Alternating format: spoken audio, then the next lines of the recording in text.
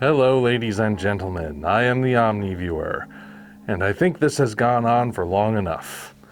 For years now, a myth has been perpetuated about the lost world Jurassic Park. It says that during the T-Rex's rampage through San Diego, you can see a crowd of Japanese businessmen running from the enraged beast, and one of them shouts something in Japanese. When translated into English, the man is supposedly yelling, "This is why I left Tokyo," or something along those lines. Translations tend to vary. Either way, it's considered a very clear reference to Godzilla movies. It's a very popular story still circulated today, but it's not true. Or rather, it's not totally true. Allow me to explain. You see, the scene in question does exist. That's what I'm showing you right now. We do see a group of Japanese businessmen fleeing from the T-Rex, and their presence is definitely meant to be a Godzilla reference. It's not much of a surprise, really. Steven Spielberg is a Godzilla fan, so it makes sense that when given the opportunity to show a giant dinosaurian creature rampaging through a city, he would throw in a little reference like this. That may be, Omni, but it sure doesn't look like any of those guys are talking. At no point does it look like they're doing anything other than screaming incoherently. Even if subtitles are turned on, it doesn't show them saying anything, let alone saying why they're in America as opposed to Japan, so I have no idea where people even got this so-called translation. Plus, does that line even make sense in the Jurassic universe?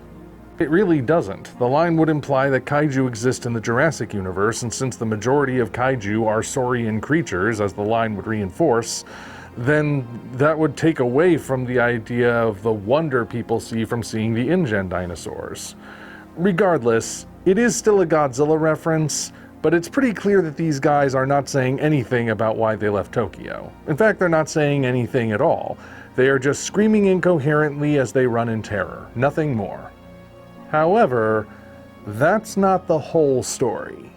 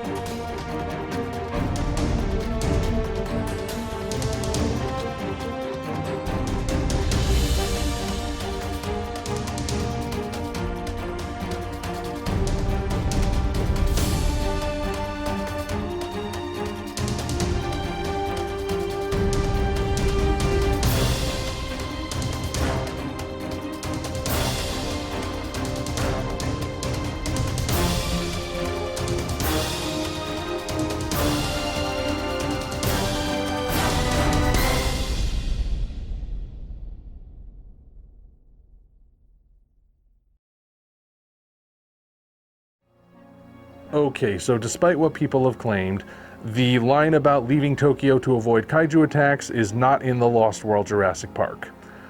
The question still remains, though, where did this line actually come from? I mean, enough people remember it that it can't just be a hallucination. It had to come from somewhere, and even the wildest urban legends usually have at least some bit of truth to them. Do you think it might be the Mandela effect?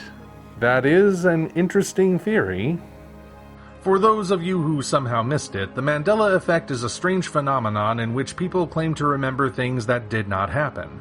It is so named because many people around the world have vivid memories of Nelson Mandela dying in prison decades ago, even recalling details of his televised funeral.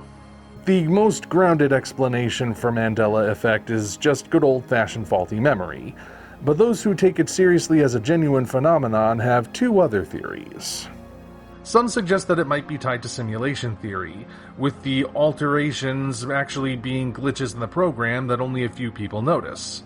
Others suggest that people who have memories of things that don't exist come from an alternate reality that was somehow combined with our own, so they're remembering things from their timeline rather than ours.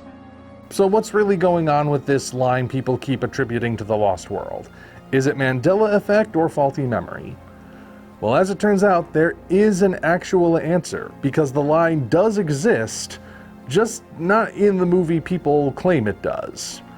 It actually comes from the 1999 live-action Disney adaptation of Inspector Gadget.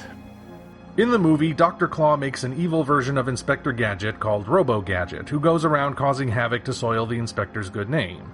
The montage of his rampage includes a deliberate Godzilla homage in which Robo-Gadget spits fire while chasing a crowd. And right here, you can see a Japanese guy front and center yelling about how stuff like this is why he left Tokyo. It's subtitled and everything.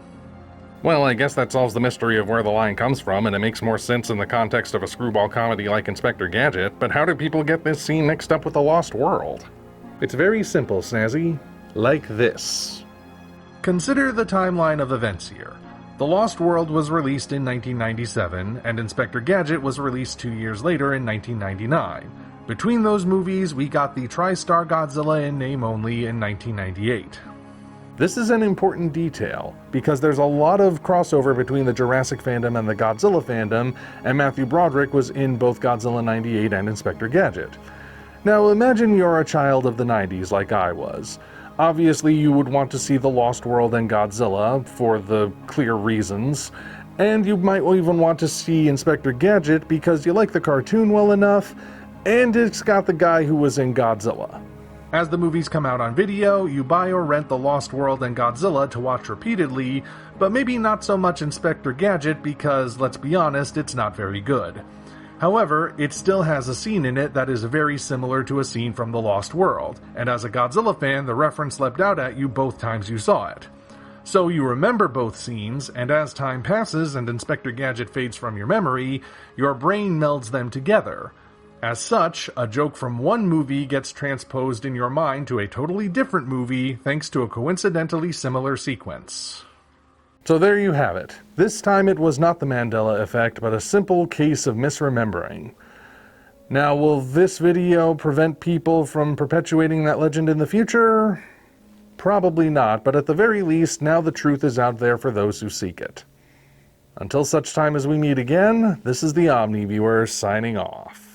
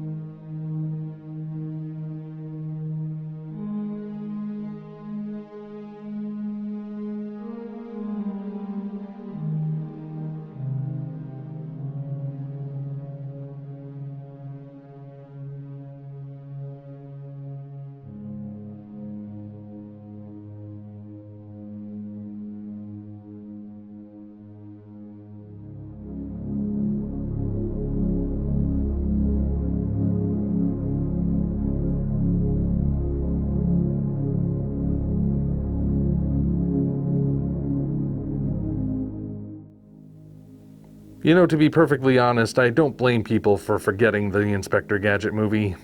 I mean, God knows it's no George of the Jungle, that's for sure.